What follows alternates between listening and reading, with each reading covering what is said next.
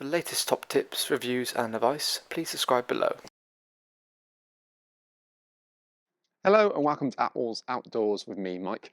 Today I'm giving you a bit of a review video on a brand new tent from Vango. So with me here today, I've got the Vango Savannah Air 600 XL, and they also do an Air 400 as well. So basically, I say it's almost new. It's basically almost like a slight updated version on a model that's kind of been in kind of Vango's history over the years, really, be it the Lismore, the Joro, or even the Stargrove back in the day. So what we've got for the new model is actually quite a vast amount of improvements generally. So they've really been quite cautious in terms of increasing the specification and so also probably the value you get for the product. So it's the same design that we kind of know and love, but we've got the addition of a better spec fabric, obviously waterproof level as well. So and we'll go through this all in this video, as well as we'll also look at the smaller size to give you an idea of the differences between, say, the 600 XL and the 400 as well. So we'll start at the start really with the fabric itself. So what we're running with here is it's actually a bit of a mixed fabric. So it's not like the 70D they used to have in terms of the denier material. We've actually got kind of a blended weave. So it's a mixture between a 75D and a 100D. So what they do is got the fibers of each, wove them together like a kind of like a DNA kind of interlocking to create a unique thread, which has then subsequently been obviously woven into a fabric to give us this more sort of resilient material. So the design behind it is actually to elongate the life of the product, make it a stronger material, a little bit heavier weight, but without taking the overall weight of the tent itself up to a higher price point, and also the physical weight as well. So it runs at a 4,000 mil high strata head, so again it's a nice sort of waterproof rating, but also they've still managed to dye it in a different manner. So we use the term, well, Vango branded it sort of eco color lock. It's designed with a solution dye or a what we call dope dyeing method, where they dye the yarn before it's then woven into the material and then created from that point there. So the other thing you find is that in terms of the fabric itself, we use a different analogy between a carrot and a radish. So your carrot being where the colour's all the way through it, and radish being the colour sort of from the outside but white in the centre when you cut them in half. The reason it's important is because what you find is that when the tent's obviously up and exposed to UV sunlight, what you find is that outer coating is stripped away from that UV. So in your radish scenario, something will look tired and faded because that outer coating layer has been sort of taken away. Whereas we obviously are nice colour all the way through. With this point here, it tends to look as sort of sharp as you would once had it at the start in that sense. This is available in an air and a pole. With me, I've got a video review, and we're doing it on the air. We've done a separate video review on the pole as well, you can check out on our YouTube channel. The air is completely air, so you've got 1, 2, 3, 4, 5 tubes to inflate, or 4 for the 400. Each one's done individually. You get a manual stirrup pump supplied with it as standard, and Vango use their own airspeed valve. Makes it very easy, like a bayonet locking, to go onto it. They're only pumped up to about 7 psi, so it's quite a low pressure system in that sense.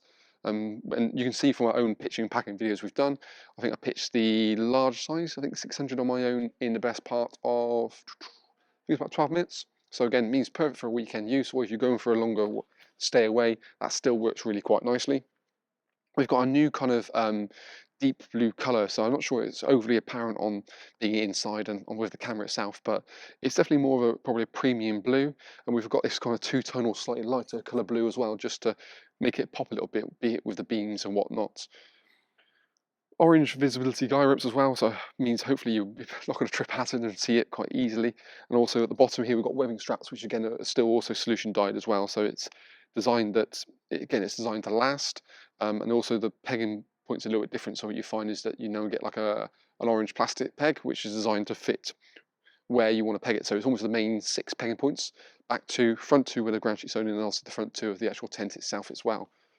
Essentially, it's a free zone tent, so we've got sleeping at the back, a main living area, and an enclosed front canopy as well.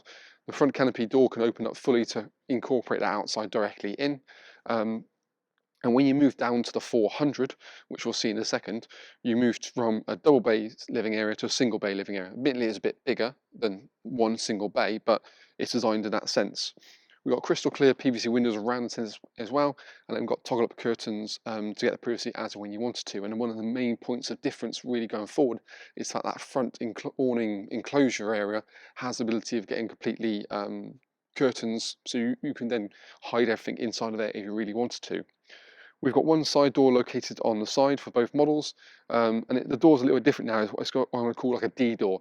So basically it zips down and around the bottom, so it's a lot more of a seal along the side. So again, for getting that bug-free barrier, it's a lot more thorough on that side door itself. The side door also can still be used as like a little bit of a canopy. So there are eyelets located in the bottom of the door. So you can buy some additional king poles if you wanted to, and then basically create a canopy directly out the tent if you wanted as well. We've also got a full mesh window here as well, so you can have airflow directly into the actual tent itself, or zip it up to get the privacy as and when you wanted to. And then because it also zips on the bottom, there's got additional Velcro just to kind of seal it against it.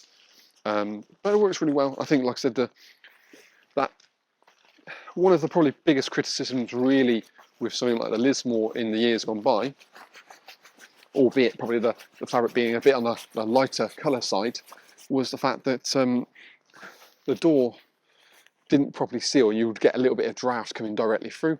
So certainly being that this is an external door, I think that sort of ticks that box and makes that a little bit nicer in general.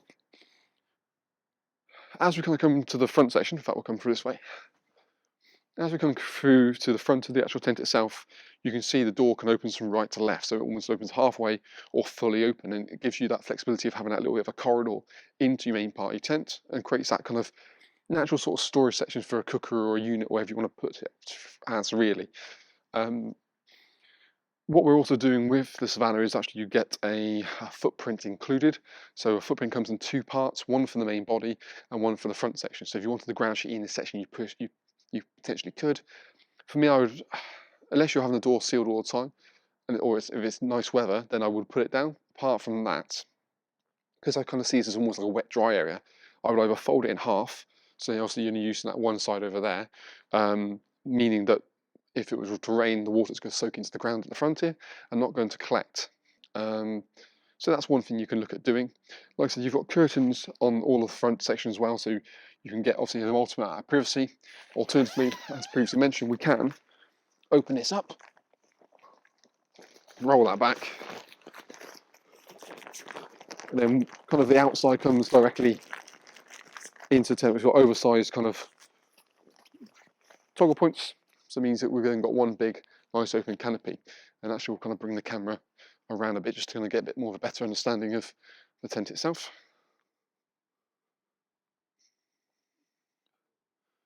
So when you come to inside, you can see we've got a centralized door now. So this is going to be your main kind of corridor. We've got mesh windows either side, so that's going to help with airflow. And then we've got a drop-down door into the main sort of section, so there's no trip hazard into the front section. So there's now a lip on the side, but here is going to be for pushchairs, wheelchairs, whatever, you're going to come through the main central door itself. It does toggle up and toggle down, so it doesn't physically zip along the bottom, but there is an overlap as well. And because it's not sort of the external door, it doesn't take the same sort of battering from the wind and the rain as it was, so you can kind of get away with that really. In terms of the door itself, there is a built-on mesh panel to it, so it kind of matches. This is your whole bug-free barrier at the front, be it from the side windows or the front. And again, the door itself, you can bring it up kind of halfway if you wanted to. There you go. So you can bring the window up halfway, so you've still got a bit of privacy, and then you've still got a bit of ventilation at the same time. Or of course, you can open it up fully. And the same with the side windows. So these side windows here, there are curtains that kind of come down and kind of enclose it from that side there. And of course, when you don't want it, the door fully open,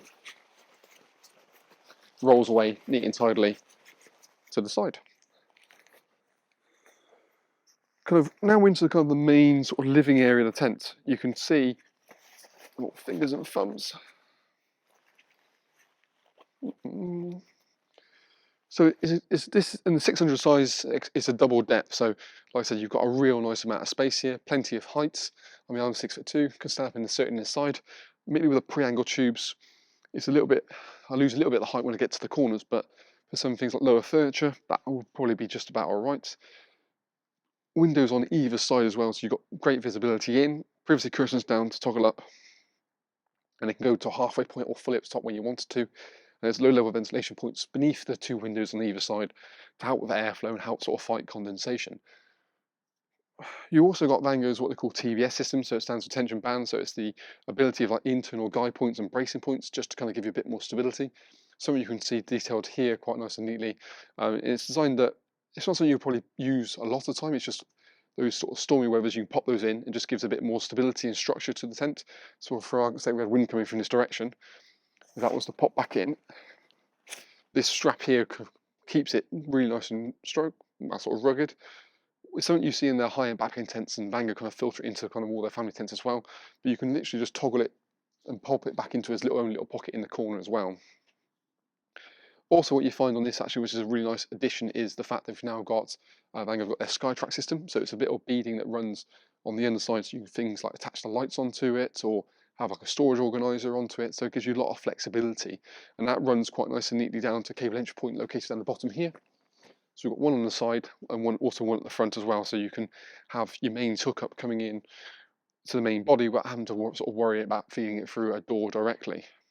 You've still got a hanging point for a lantern if you wanted to as well, and there are still Velcro tabs running down to that cable entry point down in the corner. So I think it's a great way of actually having lighting without having to take up internal space, having like a lantern or anything like that as well. So that's also worth noting.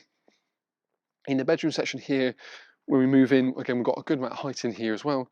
It's 3 sort of separate sections, so we've got a 2, 2 and a 2, each about 120 wide.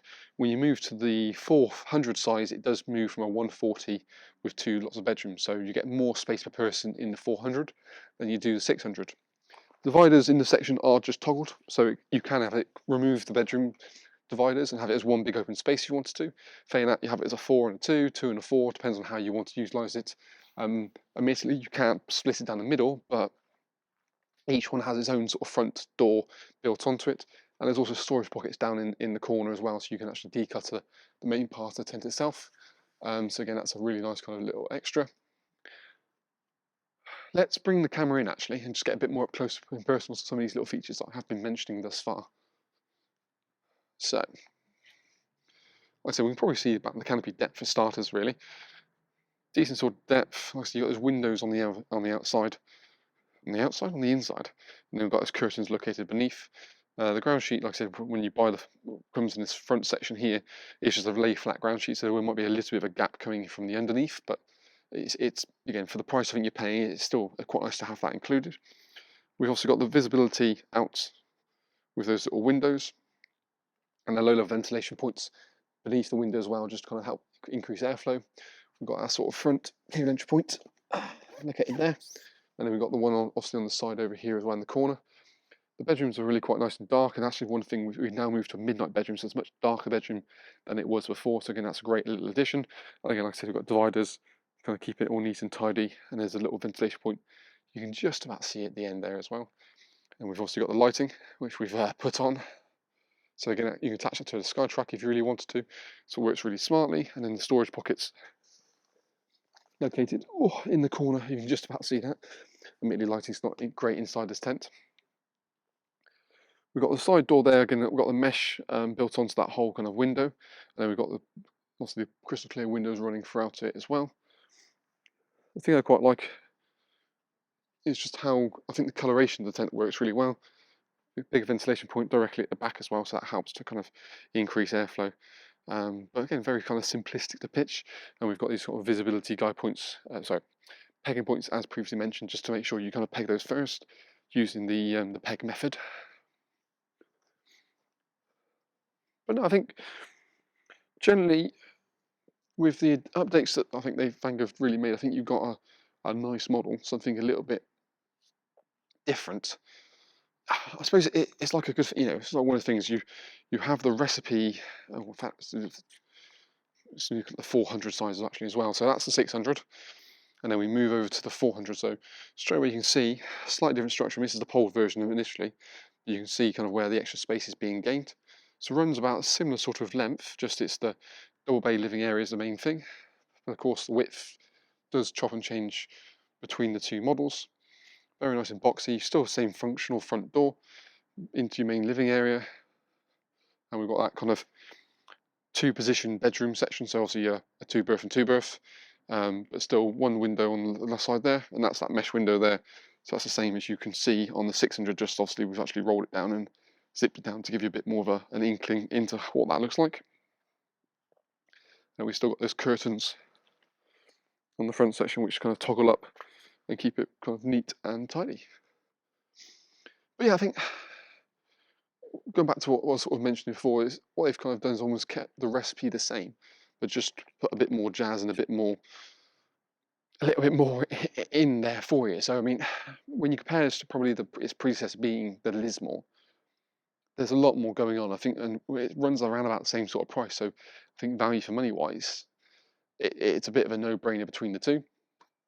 And going forward, I think actually when you compare this from other brands, for example, you still get a good amount of value added to it. So be it main additions are obviously new fabric, so slightly thicker material, still 4,000 mil harshly head. It's got a UPF rating of 50 plus. We've got darker bedrooms now. We've got Skytrack now. We've got a bit more zipped on the side door now. We've got obviously the coloured pegging points as well. The bags pretty much the same as it was really. Still the same tubes. So again, same kind of principles, layout, design, size. You get the footprint included. So there's a lot going on, and we've also then got a bundle deal on the carpet as well when you buy it with it. So there's a lot going on, and like I said, the ability of having it in the 400 size or the 600 size works really well. And it's one thing I will note actually. Previously, it was called a 450. It's still the same size. It's just they've just changed their terminology. God knows why, but it's just what they've done. So now it runs as a 400 rather than the 450. Size-wise, no different whatsoever. So, and the fact you can choose between it having it as obviously air like I have here, or a pod model. I think you can pick and choose obviously the size you want, the setup you want in terms of pod and air, and it's still a decent spec all round. So certainly one we looked to have at our indoor showroom, so you can always check out that as well.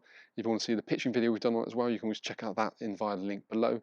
We've also got our listed on our website. We've got all the individual features, specifications, floor dimensions, everything all there, so you can compare and contrast between the models, be it something like the Woodhill range or whatever Outhouse collection or Outdoor Res collection. So again, there are some comparable parts to it, but I think for the price what you pay and what you get, I think it's kind of hard, especially with those extra features. It's hard to look past the Savannah in general, really. Yeah, it just ticks a few more extra boxes and detail the warranty. You've got a 2-year warranty standard, a 3rd year when you register it. So again, it's more comprehensive than a lot of other brands offer, but still that same kind of thing. I mean, the only sort of criticism I would say is probably that front door with the zip. Admittedly, they sold it on the side. Something on the front would have been nice, but I think for the rest of it, what you get, and like I said, the specification, I think it does sit in a little bit of its own point, its own little kind of market, if we say. Hopefully it's been helpful. Feel free to let us know what you think of the product as well. So comment in the box below, be it good, bad or ugly. But in all, that's kind of our video review on the Vango Savannah Air, be it in the 600 XL or the 400. And hopefully we'll see you again soon in our next Attwoolls Outdoors video review.